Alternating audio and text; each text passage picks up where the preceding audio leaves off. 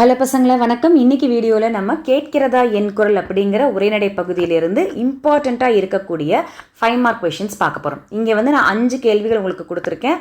அந்த லெசன்லேருந்து வரக்கூடிய மேக்ஸிமமான 5 mark questions இதுவாக தான் இருக்கும்.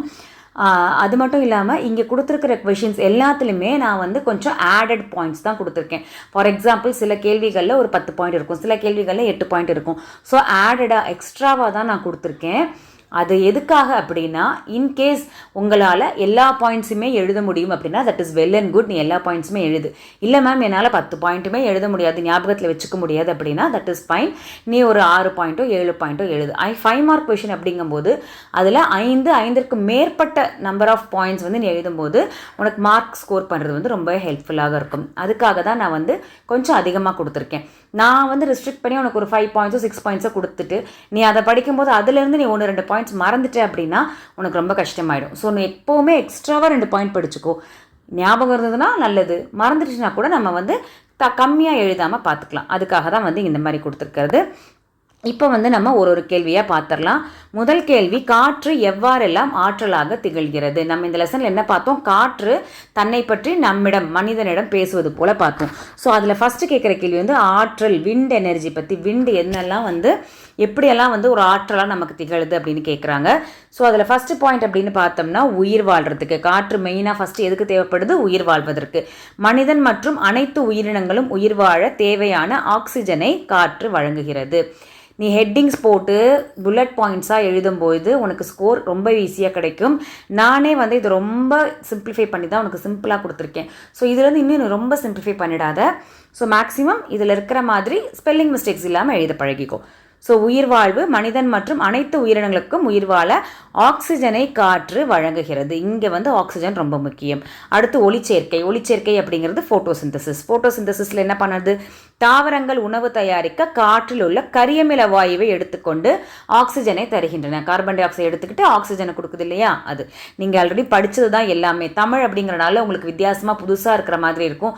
நீ 2 தடவை வாசித்து பார்த்தீங்கன்னா நீயே எழுதிடலாமா? நீ ஞாபகம் வச்சுக்கும் போது என்ன ஞாபகம் வச்சுக்கணும் தெரியுமா?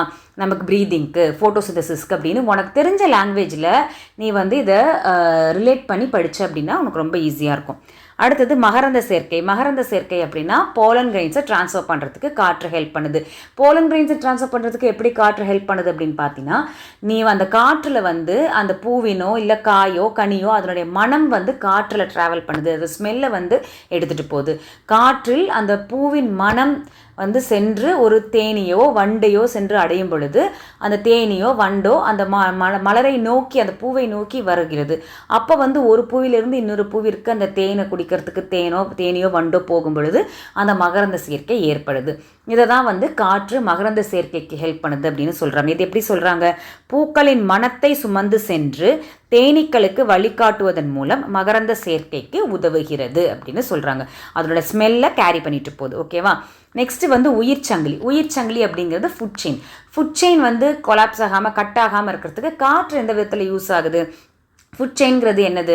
நம்ம வந்து பேசிக்காக ப்ரைமரி, செகண்டரி அப்படின்னு நம்ம சயின்ஸில் இல்லை சோஷியலில் இதிலெல்லாம் படிச்சிருப்போம். சின்ன கிளாஸ்லேயே நம்ம படிச்சிருப்போம் இல்லையா? ஸோ ஃபுட் செயினோட பேசிக் யார்? கீழே இருக்கக்கூடியது ப்ரொடியூசர்ஸ், அதாவது அந்த பிளான்ட்ஸ், தாவரங்கள். அதை வந்து நம்ம இந்த காற்று வந்து எப்படி பாதுகாக்குது அப்படின்னு பார்த்தோம்னா, விதைகளை தூவி தாவரங்களை பெருக்குவதன் மூலம் உயிர் சங்கிலி தொடர் அறுபடாமல் காக்கிறது. சீட் டிஸ்பர்சல் அப்படின்னு சொல்லி நீ சின்ன கிளாஸில் படிச்சிருப்ப. சீட் வந்து எப்படியெல்லாம் டிஸ்பர்ஸ் ஆகும், ஒரு இடத்துல இருந்து இன்னொரு இடத்துக்கு சீட் எப்படியெல்லாம் போகும் அப்படின்னு படிச்சிருப்போம் இல்லையா?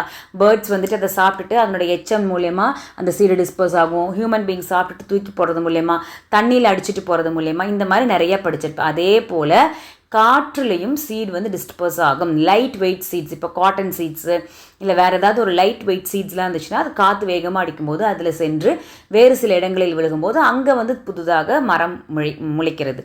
அந்த மாதிரி விதைகளை தூவி தாவரங்களை பெருக்குவதன் மூலம் உயிர் சங்கிலி தொடர் அறுபடாமல் காக்கிறது. விதைகளை தூவுறது இங்கே. அடுத்தது வந்து தகவல் தொடர்பு. தகவல் தொடர்பு அப்படின்னா என்ன? டெக்னாலஜி. இன்றைக்கி இருக்கிற டெக்னாலஜி எல்லாமே பார்த்தோம்னா wireless anything and everything is wireless. அப்போ வயர்லெஸ் இல்லாமல் நீ எப்படி ஒரு இடத்துலேருந்து இன்னொரு இடத்துல ஃபோன் பேசுகிற? ஃபஸ்ட்டு ஒயர் மூலியமாக போயிட்டு இருந்தது, இப்போ ஒயர் கிடையாது. அப்புறம் அது ஃப்ரீக்வன்சி, அந்த ஃப்ரீக்வன்சி ட்ராவல் பண்ணுறதுக்கு யூ நீட் மீடியம். ஒரு தேவையில்லையா, ஒரு அந்த அலைபேசியில் நீ பேசும்போது அது வந்து அந்த காற்று வழியாக ட்ராவல் பண்ணி போனால் மட்டும்தான் நம்மளால் ரீச் பண்ண முடியும். ஸோ நவீன தொலைத்தொடர்பு கருவிகளான ரேடியோ, தொலைக்காட்சி, கைபேசி ஆகியவற்றின் சமிக்கைகளை சுமந்து செல்லும் ஊடகமாக திகழ்கிறது. அந்த சேட்டலைட் டிரான்சாக்ஷன்ஸ் எல்லாமே வந்துட்டு நமக்கு அந்த காற்று மூலியமாக நடக்குது. அதுதான் இங்கே மீன் பண்ணுறாங்க. ஸோ நவீன தொலைத்தொடர்பு, அதற்கு அந்த தகவல் தொடர்புக்கு காற்று மிக முக்கியமாக தேவைப்படுது. அடுத்தது காற்றாலை மின்சாரம். காற்றாலை அப்படின்னா விண்ட்மில், பெரிய பெரிய ஜைஜாண்டிக் விண்ட்மில்ஸ் பார்த்துருப்போம் இல்லையா நம்ம ட்ராவல் பண்ணும்போது. அந்த காற்றாலை மூலியமாக மின்சாரம் தயாரிப்பதற்கு காற்று மிக முக்கியமாக இருக்கிறது. காற்றாலைகள் மூலம் காற்று ஆற்றலை மின்னாற்றலாக மாற்ற உதவுகிறது. Wind energy is transferred into electrical energy. காற்றாலைகள் அதுக்கு பெரிய பங்கு வகிக்குது. அந்த காற்றாலைகளை சுத்த வைக்கிறதுக்கு நமக்கு விண்டு தேவைப்படுது இல்லையா, அதுதான். காற்றாலை மின்சாரம் தயாரிப்பதற்கு காற்று மிகவும் தேவைப்படுகிறது. உலகளாவிய இடம், இது வந்து ரொம்பவே முக்கியம். காற்றாலை மின்சாரம் பற்றி எழுதும்போது நீ நிச்சயமாக என்ன எழுதணும், இந்த 2 பாயிண்ட்டையும் எழுதணும். எந்த 2 பாயிண்ட்டு? உலகளாவிய இடம், தமிழகத்தின் பங்கு, இந்த 2 பாயிண்ட்டையும் எழுதணும். ஏன் அப்படின்னா காற்றாலை மின் உற்பத்தியில் இந்தியா உலகில் 5வது இடத்தில், வேர்ல்டு வைடு இந்தியா உலகில் 5வது இடத்தை பெற்றுள்ளது. இந்தியாவில் காற்றாலை மின் உற்பத்தியில் தமிழ்நாடு முதலிடத்தில் உள்ளது. ஸோ இந்த 2 பாயிண்ட்டையும் நீ மறக்காமல் காற்று ஆற்றலாக திகழ்கிறதுல சேர்த்துக்கோ, மிஸ் பண்ணிடாமல் எழுது. ஸோ காற்றாலை உற்பத்தியில் இந்தியா வந்து எந்த இடத்துல இருக்குது? 5வது இடத்துல இருக்குது. இந்தியாவில் தமிழ்நாடு வந்து முதல் இடத்துல இருக்குது அப்படின்னு சொல்கிறாங்க. அண்ட் ஃபைனலாக கடைசியில் வந்து இருக்கக்கூடியது கனிம வள பாதுகாப்பு, மினரல்ஸ் ரிசோர்ஸ் வந்து நம்ம சேவ் பண்ணி வைக்கிறோம். எப்படி? காற்றை பயன்படுத்தி மின்சாரம் தயாரிப்பதால் நிலக்கரி போன்ற கனிம வளங்கள் தீர்ந்து போகாமல் பாதுகாக்கப்படுகின்றன. நம்ம எலக்ட்ரிசிட்டிக்கு கோல் அதிகமாக யூஸ் பண்ணுறதை விட காற்று அதிகமாக யூஸ் பண்ணோம்னா நம்மளால் கோலை வந்து ப்ரிசர்வ் பண்ண முடியும், நம்மளுடைய கனிம வளத்தை வந்து நம்ம பாதுகாக்க முடியும் அப்படின்னு சொல்கிறாங்க. ஸோ இது எல்லாத்துக்குமே வந்து காற்று வந்து ஒரு பெரிய ஆற்றலாக திகழ்கிறது அப்படின்னு சொல்கிறாங்க. என்னெல்லாம் பார்த்தோம் நம்ம? உயிர்வாழ்வு, ஒளி சேர்க்கை, மகரந்த சேர்க்கை, உயிர்ச்சங்கிலி, தகவல் தொடர்பு, காற்றாலை மின்சாரம், அதில் உலகளாவிய இடத்தை இந்தியா பிடித்திருக்கிறது. தமிழகத்தின் பங்கு, தமிழகம் முதலிடத்திலையும் கனிம வள பாதுகாப்பிலையும் காற்றின் வந்து ஆற்றல் திகழ்கிறது அப்படின்னு எழுதியிருக்கோம். ஸோ இது எல்லாமே உன்னால் எழுத முடிஞ்சால் வெல் அண்ட் குட். இல்லைன்னா கூட 5க்கு மேற்பட்ட பாயிண்ட்ஸ் எழுதினா கண்டிப்பாக நல்ல ஸ்கோர் எடுக்கலாம். ஸ்பெல்லிங் மிஸ்டேக் மாத்திரம் வராமல் பார்த்துக்கோ. ஓகேவாம்மா? அடுத்தது செகண்ட் கொஷினுக்கு போகலாம். செகண்ட் கொஷின் என்ன சொல்லியிருக்காங்க? மனிதனால் காற்று எவ்வாறு மாசடைகிறது? இது வந்து நீ ஓனாகவே எழுதலாம், நமக்கே தெரியும். ஏர் பொல்யூஷன், வாட்டர் பொல்யூஷன்னு நம்ம சோஷியலில், சயின்ஸில் சின்ன கிளாஸ்லேருந்து செகண்ட் ஸ்டாண்டர்ட்லேருந்து நம்ம மாற்றி மாற்றி படிச்சுட்டே தான் இருக்கோம். லெவலுக்கு தகுந்த மாதிரி பாயிண்ட்ஸ் தான் மாறுபடுது. நீ இங்கே பண்ண வேண்டிய ஒரே விஷயம், நீ சயின்ஸில் கேட்டிருந்தாங்கன்னா ஈஸியாக நீ என்ன பண்ணிடுவேன், பிளாஸ்டிக்கு, ஸ்மோக்கு, ஃபேக்ட்ரிஸு அப்படின்னு எல்லாமே எழுதிடுவேன் இல்லையா? அதற்கான தமிழ் வார்த்தைகளை கரெக்டாக கண்டுபிடிச்சி எழுத போகிற, அவ்வளோதான் வித்தியாசம். மற்றபடி சேம் பாயிண்ட்ஸ் தான். கொஞ்சம் தமிழ் வார்த்தைகள் உனக்கு புதிதாக இருக்கலாம், தமிழ் வந்து உனக்கு கஷ்டமாக இருந்துச்சு அப்படின்னா. மற்றபடி தமிழ் நம்மளோட டெய்லி லாங்குவேஜ், அதில் புதுசாக இருக்கிறதுக்கு ஒன்றும் இல்லை. பட் ஸ்டில் இன்றைக்கி இருக்கிற குழந்தைங்க தமிழுக்கு கஷ்டப்படுறீங்க அப்படிங்கிறதுனால நான் சொல்கிறேன். அதே பாயிண்ட்ஸ் தான். கொஞ்சம் நீ வந்து தமிழ் வார்த்தைகளை புரிஞ்சு படிச்சுக்கிட்டீங்கன்னா ஈஸியாக எழுதிடலாம். மனிதனால் காற்று எவ்வாறு மாசடைகிறது? என்னெல்லாம் பாயிண்ட்ஸ் இதில் நம்ம சேர்க்கலாம்? ஃபஸ்ட்டு மெயின் திங் குப்பை எரித்தல். நம்ம வந்து குப்பை எரிச்சிடறோம் இல்லையா, அதனால ஸ்மோக்கு. பிளாஸ்டிக் பைகள், நெகிழி மற்றும் வீட்டு குப்பைகளை திறந்த வெளியில் எரிப்பதால் நச்சுப்புகை காற்றில் கலக்கிறது. ஓகேங்களா? பிளாஸ்டிக் பைகள், அது மட்டும் இல்லாமல் நெகிழி மற்றும் வீட்டு குப்பைகளை, நம்ம பிளாஸ்டிக்கு மற்ற எல்லாமே பாலித்தீன், நெகிழி பைகள்லாம் பாலித்தீன் பேக்ஸ், இது எல்லாத்தையுமே திறந்த வெளியில் எரிப்பதால் நச்சு புகை காற்றில் கலக்கிறது. அடுத்தது டயர்கள் எரித்தல். இந்த இடத்துல நான் ஒருவேளை நீ கஷ்டப்படுவியோ அப்படிங்கிறதுக்காக இந்த வேர்டு நான் கொடுத்துட்டேன். பட் இது வந்து இங்கிலீஷ் வேர்டு, ஓகேவா? ஸோ மேக்ஸிமம் இந்த வேர்டை யூஸ் பண்ணாதீங்க. டயர் அப்படிங்கிறதுக்கு நம்ம புக்கில் என்ன கொடுத்துருக்காங்க? மெது உருளை. ஓகேவா? மெது உருளை. ஒருவேளை உனக்கு அந்த இடத்துல போய் இந்த வார்த்தை மறந்துருச்சு அப்படின்னா அதற்காக நீ பாயிண்ட்ஸை மிஸ் பண்ணிட்டு வரக்கூடாது, அதனால நான் இதை கொடுத்தேன். பட் டயர் அப்படிங்கிறது இட்ஸ் அன் இங்கிலீஷ் வேர்ட், நம்ம ஜஸ்ட் அதை அப்படியே தமிழ் டிரான்ஸ்லேட் பண்ணக்கூடாது. மெது உருளைகள், ஓகேவா? மெது உருளை எரித்தல். ஸோ பழைய மெது உருளைகள் எரிப்பது காற்றை சுவாசிக்க தகுதியற்றதாக மாற்றுகிறது.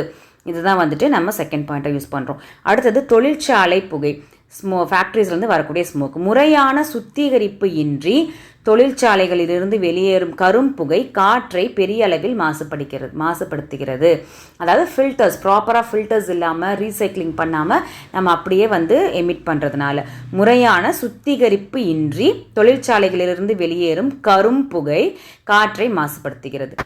அடுத்தது வந்து ஓசோன் படலம் சிதைவு. இது வந்து பார்த்தோம் அப்படின்னா நம்ம கிளாஸ் நடத்தும் போதே நான் சொல்லியிருக்கேன், முக்கியமாக சிஎஃப்சி என்று சொல்லக்கூடிய குளோரோ ஃப்ளூரோ கார்பன் இதில் நீங்கள் மென்ஷன் பண்ணணும். அதாவது குளிர்சாதன பெட்டி மற்றும் ஏசி அப்படிங்கிறதும் ஆங்கில வார்த்தை தான்.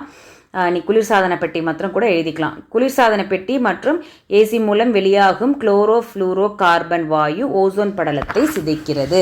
நீ ஆங்கிலம் கலந்து எழுதின அப்படின்னா மார்க்ஸ் குறைவதற்கான வாய்ப்பு இருக்குது. அதனால் இந்த வேர்டை நீ யூஸ் பண்ணிக்காத, வேண்டாம், விட்டுடலாம். ஓகேவா? கன்ஃபியூஸ் பண்ணிக்க வேண்டாம். குளிர்சாதன பெட்டி மூலம் வெளியாகும் குளோரோ ஃப்ளூரோ கார்பன் வாயு ஓசோன் படலத்தை சிதைக்கிறது. இது மட்டும் எழுதிக்கலாம். இந்த குளோரோ ஃப்ளூரோ கார்பன் நீ ஞாபகம் வச்சுக்கிறதுக்காக இந்த சிஎஃப்சி நான் கொடுத்துருக்கேன். எக்ஸாமில் சிஎஃப்சின்னு எழுதிடாத.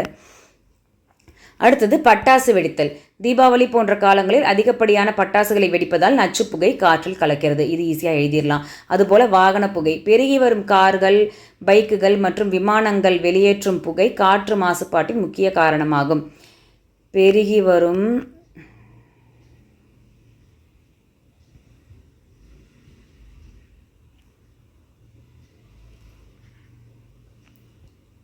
ஊர்திகள் எழுதிக்கோ. ஏன் மேம் இங்கிலீஷில் கொடுத்துட்டு இப்போ மாற்றுறீங்க அப்படின்னு நினைக்காத. ஃபஸ்ட்டு ஒரு வேளை நீ பாயிண்ட்டை மிஸ் பண்ணிடுவியோங்கிற ஒரு ஆதங்கத்தில் நான் கொடுத்துட்டேன். பட் அதனால் மார்க் போயிடக்கூடாது இல்லையா? அதனால் இதை நம்ம மாற்றிக்கலாம். பெருகி வரும் ஊர்திகள், இருசக்கர வாகனங்கள், பைக் அப்படின்னு எழுதாத, இருசக்கர வாகனம் அப்படின்னு எழுதிக்கோ. இருசக்கர வாகனங்கள் மற்றும் விமானங்கள் வெளியேற்றும் புகை காற்று மாசுபாட்டின் முக்கிய காரணமாகும். ஓகேவா? அடுத்து இதனால் ஏற்படக்கூடிய பாதிப்புகள். என்ன பாதிப்பு வரும்? இவ்வளோ ஏர் பொல்யூஷன் நடந்துச்சுன்னா காற்று மாசுபாட்டால் மனிதர்களுக்கு கண்ணெரிச்சல், தலைவலி, தொண்டைக்கட்டு மற்றும் காய்ச்சல் போன்ற நோய்கள் ஏற்படுகின்றன. இது ஜென்ரல் பாயிண்ட் நம்ம எழுதிக்கலாம்.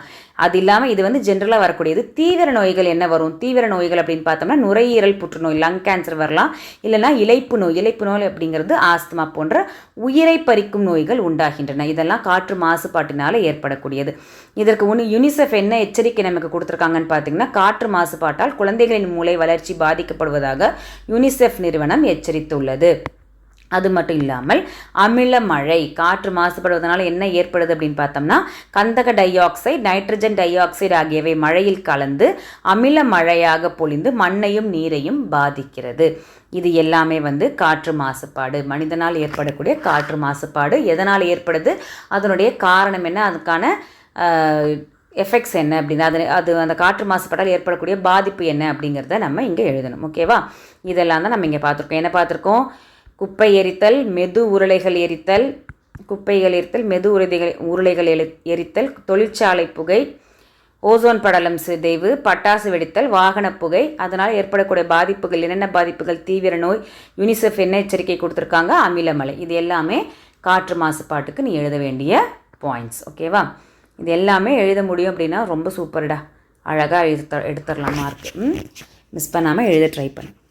மூன்றாவது கேள்வி, இலக்கியங்களில் காற்று எவ்வாறு நீங்கா இடத்தை பிடித்திருக்கிறது? இதற்கு முன்னாடி நீ பார்த்த 2 கேள்வியுமே நீ கொஞ்சம் ஒரு தடவைக்கு 2 தடவை படித்தா போதும், சட்டுன்னு எழுதிடலாம். ஓகேவா? ஏன்னா அது ரெகுலராக படிச்சுட்டு இருக்கக்கூடிய விஷயம். இது வந்து தமிழுக்கு மட்டுமே உரித்தான ஒரு கேள்வி. ஓகேங்களா? இலக்கியங்களில் காற்று எவ்வாறு நீங்கா இடத்தை பிடித்திருக்கிறது. இது சயின்ஸ்லேயோ சோஷியல்லையோ நீ படிச்சிருக்க வாய்ப்பே கிடையாது. அப்போ என்ன பண்ணணும்? இந்த கொஷின் படிக்கும்போது கொஞ்சம் எக்ஸ்ட்ரா எஃபர்ட் நீ கண்டிப்பாக எடுத்தே ஆகணும். ஏன்னா யார் என்ன பாடியிருக்காங்க, அந்த ஆத்தர் நேம், அந்த புலவர் பெயரும், அவர் என்ன பாடியிருக்காரு அப்படிங்கிறதையும் வந்து நம்ம படிக்கிற மாதிரி இருக்கும். அதனால் முதல்ல யார் என்ன எழுதியிருக்கா? தொல்காப்பியர் என்ன கொடுத்துருக்காரு? உலகம் என்பது நிலம், நீர், நெருப்பு, காற்று, வானம் ஆகிய 5 பூதங்களால் ஆனது, அதில் காற்றும் ஒன்று என தொல்காப்பியர் கூறுகிறார். பஞ்சபூதம் படிச்சிருப்போம் இல்லையா? அதுதான் இங்கே நிலம், நீர், நெருப்பு, காற்று, வானம் இது எல்லாத்துலேயுமே ஆனது, இதில் காற்று ஒன்று அப்படின்னு சொல்லி தொல்காப்பியர் குறிப்பிட்டிருக்கிறார். இதில் வந்து எந்த பொய்டிக் லைன்ஸும் வரல, அதனால் இது நீ ஈஸியாக எழுதிடலாம். அடுத்தது திருமூலர் என்ன சொல்லியிருக்காரு? திருமந்திரம் அப்படிங்கிறது அவருடைய நூல் பெயர், திருமூலர் அப்படிங்கிறது அவர் எழுதினவருடைய பெயர், 2யும் மென்ஷன் பண்ணணும். இதற்கூட சேர்த்து மூச்சு பயிற்சியே உடலை பாதுகாத்து வாழ்நாளை நீட்டிக்கும். கொட்டேஷனில் அந்த கோட்ஸில் நீ கண்டிப்பாக எழுதணும். அதனால தான் சொன்னேன், இதை வந்து நம்ம சௌரியத்துக்கு தகுந்த மாதிரி நம்ம மாற்ற முடியாது. அவர் என்ன எழுதியிருக்காரோ என்ன சொல்லியிருக்காரோ அப்படியே டைரக்ட் ஸ்பீச்சாக தான் நீ எழுதணும். மூச்சு பயிற்சியே உடலை பாதுகாத்து வாழ்நாளை நீட்டிக்கும் என திருமூலர் தனது திருமந்திரத்தில் கூறியுள்ளார். கொஞ்சம் படிக்கத்தான் வேணும், எழுத தான் வேணும், பார்த்துக்கோ.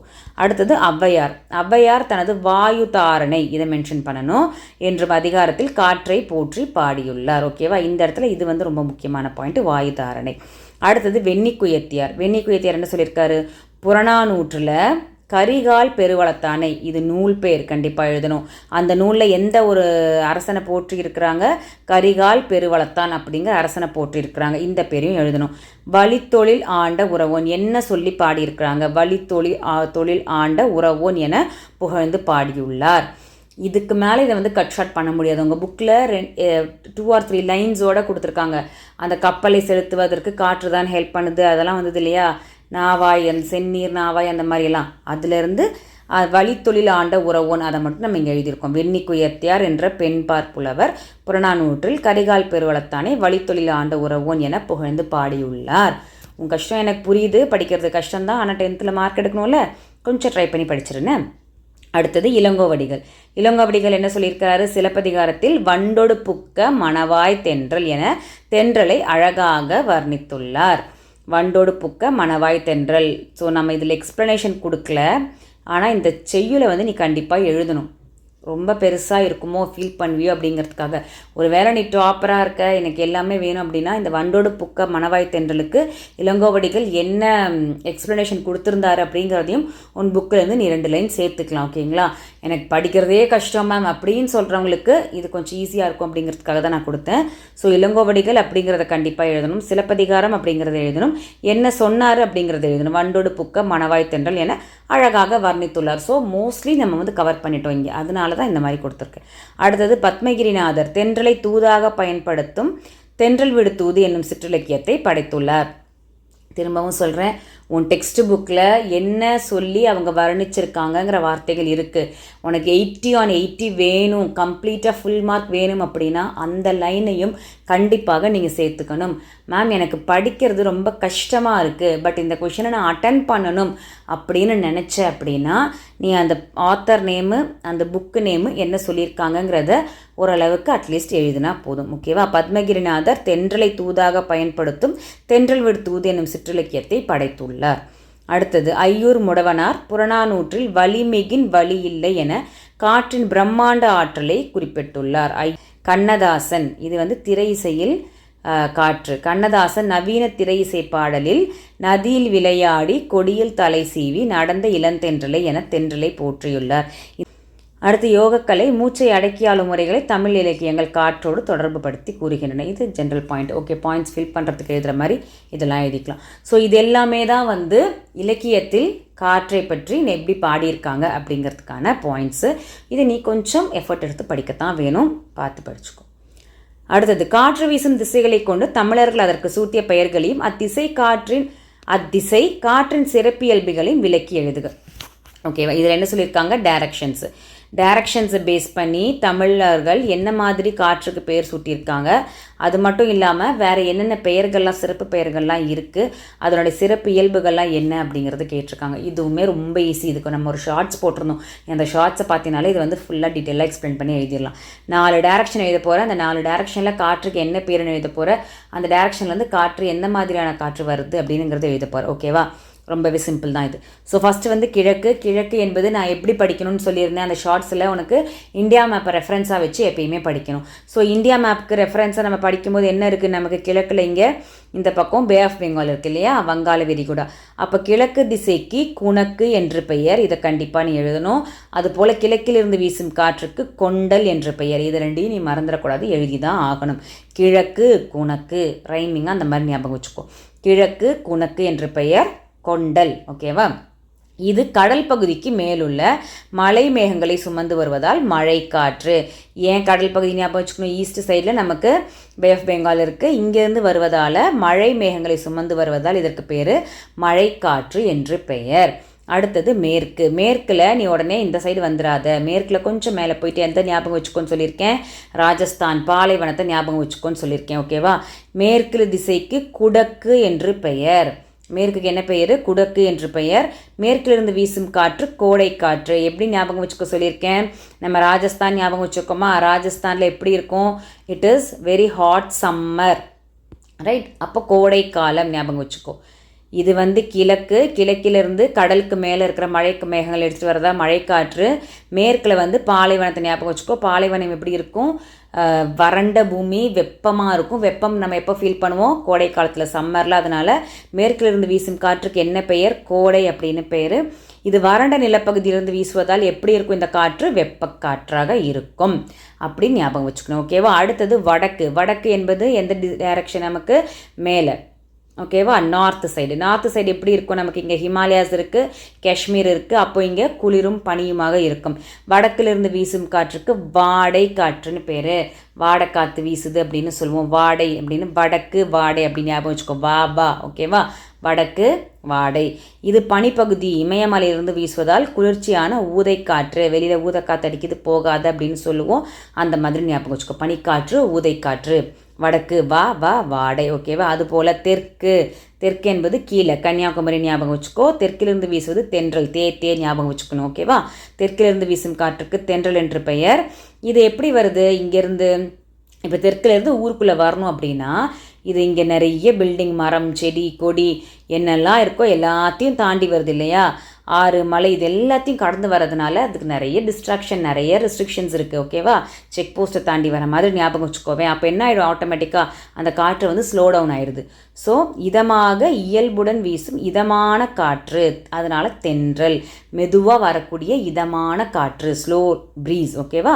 அதனால் இதுக்கு பேர் தென்றல். தெற்கு தென்றல், பல தடைகளை தாண்டி வருவதால் இதமான காற்று அப்படின்னு இதுக்கு சொல்கிறாங்க. இதுதான் 4 திசைகளிலும் காற்று. 4 திசைகளில் காற்றுன்னு கேட்டால் நீ 4 டைரக்ஷன் போட்டு அந்த டைரக்ஷனுக்கு என்ன பெயர், அங்கிருந்து வரும் காற்றுக்கு என்ன பெயர், அந்த காற்று எந்த பக்கம் வருதுனால என்ன, மழைக்காற்றா, வெப்பக்காற்றா, ஊதைக்காற்றா, அதை வந்து நீ கண்டிப்பாக எழுதணும். ஓகேவா? அது அல்லாமல் காற்றின் பெயர்கள் வேறு என்னெல்லாம் பெயர்கள் இருக்குது அப்படின்னு பார்த்தா, வீசும் வேகத்தை பொறுத்து காற்றுக்கு எப்படியெல்லாம் பெயர் வச்சுருக்கோம்? தென்றல், புயல், சூறாவளி என பல பெயர்கள் கொண்டு அழைக்கப்படுகிறது.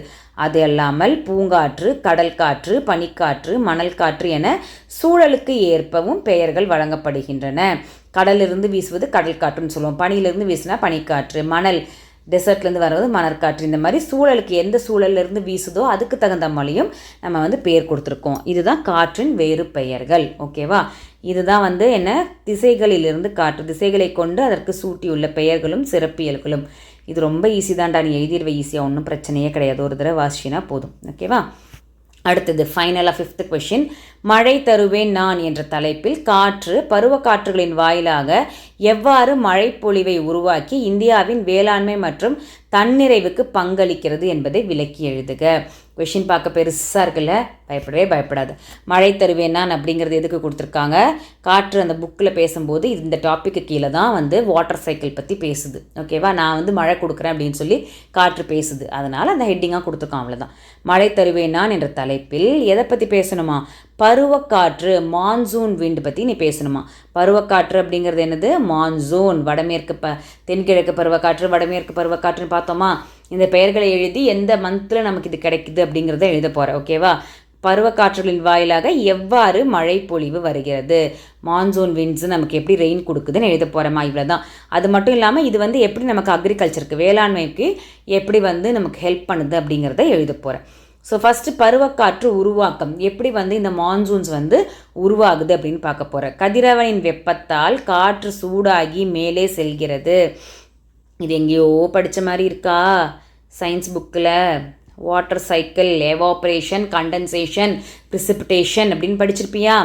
கதிரவனின் வெப்பத்தால் காற்று சூடாகி மேலே செல்கிறது. அந்த வெற்றிடத்தை குளிர்ச்சியான காற்று நிரப்பும் பொழுது பருவக்காற்று உருவாகிறது. நீ படித்த வாட்டர் சைக்கிளும் கண்டென்சேஷனும் எவாப்ரேஷனும் தான். ஸோ சன்லைட்னால என்ன ஆகுது? காற்று எவாப்ரேட் ஆகி மேலே போகுது. அந்த ஸ்பேஸை வந்து குளிர்ச்சியான காற்று நிரப்பும் பொழுது பருவக்காற்று உருவாகிறது. இதுதான் பருவக்காற்றின் உருவாக்கம். அதுக்கப்புறம் எந்த மாதிரி பருவக்காற்று நமக்கு வருது? தென்மேற்கு பருவக்காற்று. தெற்குனா சவுத்து, மேற்குனா வெஸ்ட்டு. South west monsoon. தென்மேற்கு பருவக்காற்று பாட்டு ஞாபகத்துக்கு வருதா? தென்மேற்கு பருவக்காற்று தேனி பக்கம் ஞாபகம் வச்சுக்கோ. தென்மேற்கு பருவக்காற்று எந்த மாதம் வீசும்? ஜூன் மாதம் முதல் செப்டம்பர் மாதம் வரை வீசுகிறது. ஜூன் டு செப்டம்பர் நமக்கு தென்மேற்கு பருவக்காற்று வீசுது. இந்தியாவிற்கு தேவையான மொத்த மழை அளவில் 70%, இது ரொம்ப இம்பார்ட்டண்ட்டு. இந்த 70% வந்து நீ மிஸ் பண்ணிடவே கூடாது. இது 70% நமக்கு இந்தியாவுக்கு தேவையான மழை வந்து யார் கொடுக்குறா? இந்த தென்மேற்கு பருவக்காற்று தான் நமக்கு கொடுக்குது. ஓகேவா? எப்போது? ஜூன்லேருந்து செப்டம்பர் வரைக்கும். அந்த டைமில் தான் வீசுதா அடிக்குதான்லாம் கேட்கக்கூடாது. நம்ம பண்ணி வச்சுருக்கிற என்ன சொல்கிறது, குளோபல் வார்மிங்க்கு எந்த மாதம் வேணால் வரும். ஆனால் நீ எழுத வேண்டியது ஜூன் மாதம் முதல் செப்டம்பர் மாதம் வரை நீ எழுதணும். தென்மேற்கு பருவக்காற்று எத்தனை % நமக்கு ரெயின் கொடுக்குதுன்னா 70% ரெயின் வந்து 70 விழுக்காடு நமக்கு இந்தியாவுக்கு வந்து தென்மேற்கு பருவக்காற்றுலேருந்து வருது. அடுத்தது வடகிழக்கு பருவக்காற்று, நார்த் ஈஸ்ட் மான்சூன். வடகிழக்கு பருவக்காற்று எப்போ வருது? அக்டோபர் முதல் டிசம்பர் மாதம் வரை வடகிழக்கு பருவக்காற்று வீசுகிறது. வடகிழக்கு பருவக்காற்று மேகங்களை குளிர்வித்து தமிழகத்திற்கு அதிகப்படியான மழை தருகிறது. நம்ம சென்னையில் ஃபேஸ் பண்ணக்கூடிய சைக்ளோன் எல்லாமே. ஓகேவா? வடகிழக்கு பருவக்காற்று மேகங்களை குளிர்வித்து தமிழகத்திற்கு அதிகப்படியான மழையை தருகிறது.